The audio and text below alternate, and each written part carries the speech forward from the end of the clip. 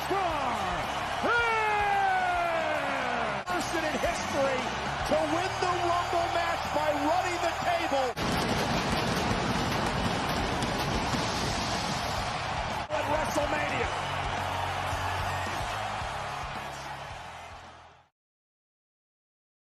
So after watching that video clip, I'm pretty sure you know what I'm here to talk about. I'm here to talk about the Rated R superstar Edge and why winning the Royal Rumble was good for business. Why him winning the Royal Rumble was good for business. Hi there, you're watching Scotty's Pro Wrestling. I hope you had a great day, and I'm here for you with another video.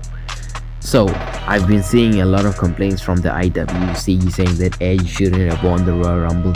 He's a part-timer, he doesn't have it anymore, he's way out of his prime, and yes, he's past his days and he should retire and stuff like that.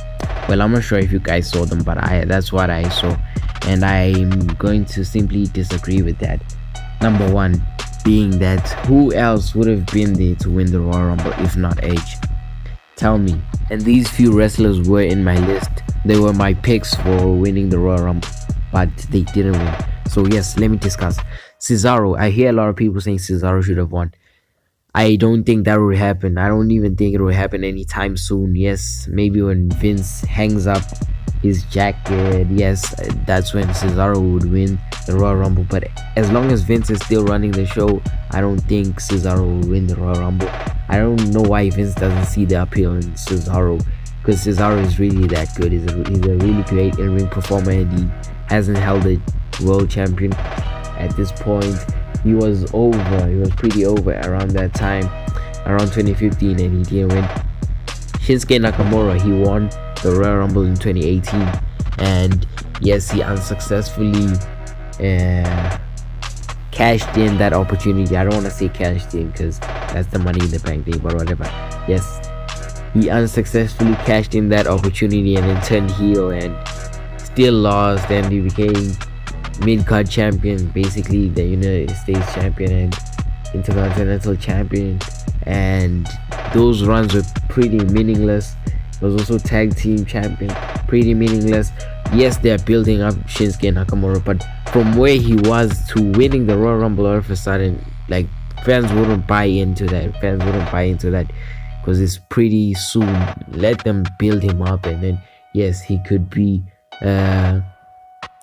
world championship contender, because you can't just push someone who was basically eating a lot of losses into the main event that quick. Same thing goes for Cesaro in a way.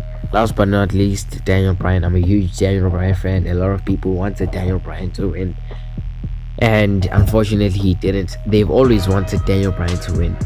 I remember, like, in 2015 when Roman Reigns won the Royal Rumble, he got booed out of the building because the fans apparently wanted Daniel Bryan to win, and they gave that win to Roman Reigns, and that's why Roman Reigns was hated by the IWC, and yes, he failed to be a face because they say they were shoving him down our throats. And yes, basically Daniel Bryan kind of impacted that hate for Roman from the fans, you see, in my opinion. And yeah, Daniel Bryan has always been in the minds of people when it comes to winning the Royal Rumble, but yeah, I don't think Daniel Bryan necessarily needed that Royal Rumble win, because Daniel Bryan has basically done all he can.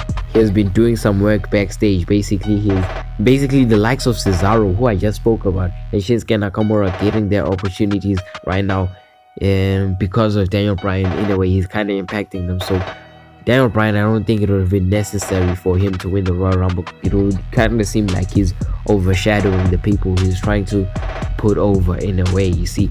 If you get what I'm trying to say, you see, that's why I don't think Daniel Bryan would have been suitable, and Daniel Bryan has done it all. So, like, yeah, and this video will probably get heat. It will probably get heat for basically the whole concept of it.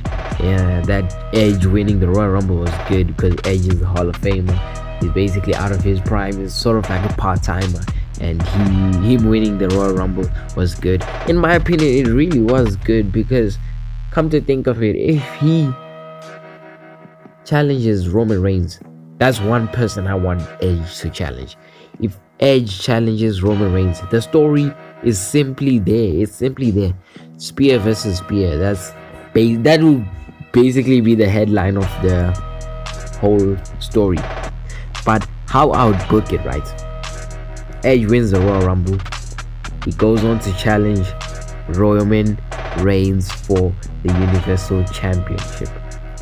And then Roman Reigns says he simply accepts it. He accepts it, but on one condition: if Edge loses, he has to retire for good. No comeback. As long as Roman Reigns is still in the WWE, no comeback. No, I just got called up for one match with the Undertaker. You know what, WWE likes booking stuff. But yeah, I just got called up for one match with the Undertaker. That doesn't exist as long as Roman Reigns is there. Edge has to retire for good. He has to hang up the boots, and yes, Edge has to retire. So basically, the whole story is there. And imagine Roman Reigns actually destroys Edge at the Royal Rumble and wins. Imagine how emotional it would be. It will basically give Roman a lot of heel heat. Basically, he'll be hated by the IWC. You'll get a lot of hate, and that's the whole point. Roman Reigns is a heel. Like, come on, the whole story is simply there. It is simply there. I don't even need to explain it. And yeah, it would be cool. And Edge actually defeats Roman Reigns. He literally defeats Roman Reigns. He silences Roman Reigns. It'll be cool and an emotional moment. And Edge even puts over talent as the Universal Champion. Because unlike Goldberg, Edge is actually likable. I don't like Goldberg. I was hyped when he returned. I didn't even know who the heck he was. I grew up in the PG era when he and when I saw Goldberg return, I saw him as this tough guy. He comes, spears you. 1 minute he wins and stuff. Then all of a sudden, he just does. When he took the title from Kevin Owens, right? Yeah, that's when I basically changed my mind on Goldberg, because I noticed that Goldberg was just coming in, basically taking the spotlight from the younger talent, and he wasn't even doing anything useful with the championships. So imagine Edge. On top of that, Edge, unlike Goldberg and Brock Lesnar and John Cena and The Undertaker, Edge actually wrestles on television. Sometimes he has matches on Raw.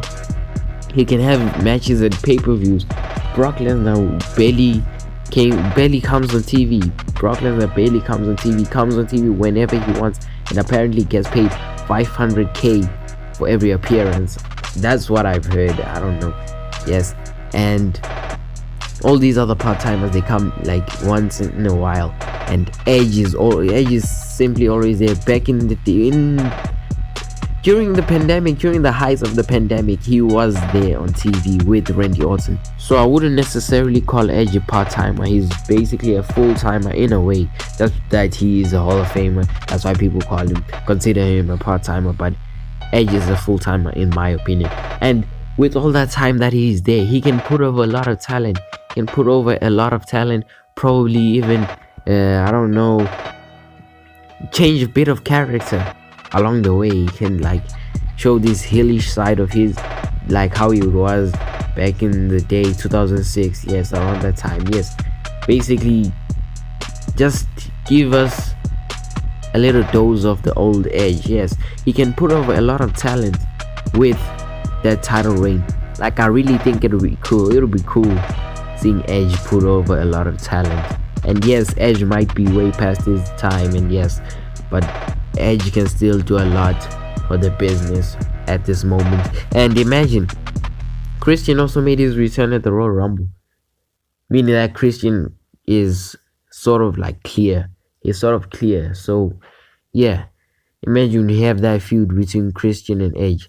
That feud that never happened. That should have happened. It should have happened for the World Heavyweight Champion, for Big Gold, but it didn't happen.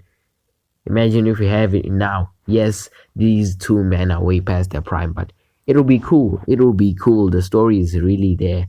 And yeah, I don't need to say much. And yeah, also a feud between him, Seth Rollins, Daniel Bryan, Roman Reigns, etc. Yes, we shouldn't see Edge facing Randy Orton 10,000 times this year. We should just see him like have matches with different talent. You see, different talent. If you feel me, if you get what I'm saying, yes, that's basically why I think Edge winning the Royal Rumble was good for business. And I'd love to hear your guys' opinion. Let me know down in the comment section below what you think. Was it good, bad, or meh? And yes, like and subscribe. Let's get this video to 10 likes. And if you're new, please hit the subscribe button. We're on the road to 40 subscribers. And I'll catch you guys on the next one.